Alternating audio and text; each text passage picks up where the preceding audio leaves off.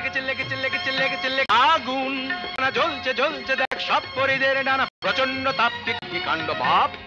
Hello guys, welcome back to my channel Purbi's blog. চলে এসেছি special একটি ব্লগ নিয়ে।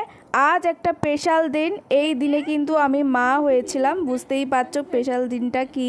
সকাল সকাল চলে এসছে আমার ভাগ্নি আর ভাগ্নির বাচ্চা উইশ করার জন্য। ওই দেখো ওকে উঠাচ্ছে, ও তো এমনিতেই ঘুম থেকে দেরি করে, তো ওকে উঠিয়ে দিল। আয়োজন বলতে তেমন কিছু না, মেয়ে জোরজার করে আয়োজন করাচ্ছে। তো একটা দুপুরবেলা পার্সেল চলে এসেছিলো, তো মেয়েকে বললাম যে পার্সেলটা খোলো, তোমার গিফট আছে। তো সেটা কিছুই না গিফট, আসল কথা একটা পার্সেল দিয়েছিলাম রান্নাঘরে রাখার জন্য সেলফ, তো সেটাই চলে এসেছিলো। তো ওর মনটা একটু খারাপ হয়েছিল, যাই হোক। তো খুশি হয়েছিল যে রান্নাঘরে একটা পার্সেল হয়েছে, এটাও তো একটা গিফট না, বাড়ির জন্য গিফট, মানে ওইটাই ওর গিফট। পার্সেলটা না একটু ডিসপুট ছিল, দেখো দুটো পায়া আছে লাল কালার আর দুটো নেই।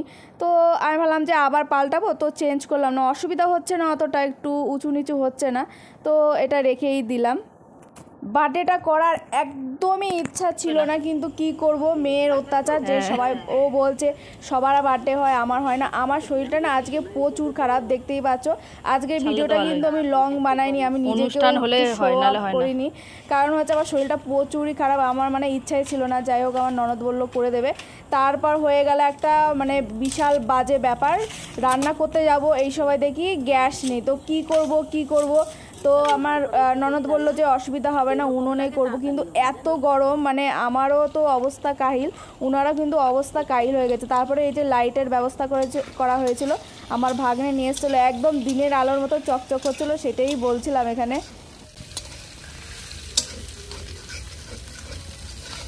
দেখো গরমে ঘেমে টেমে কি অবস্থা, কত কষ্ট করছে।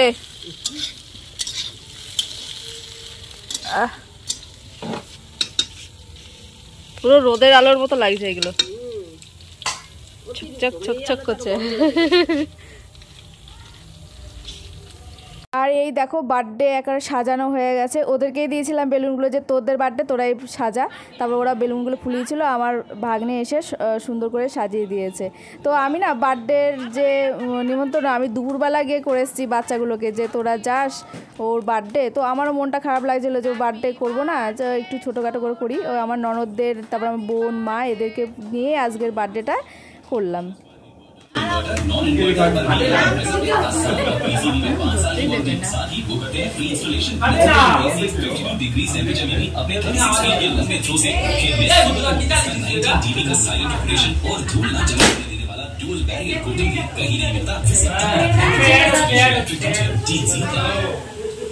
হাই রে বার্থডে, জানো এখন কটা বাজে?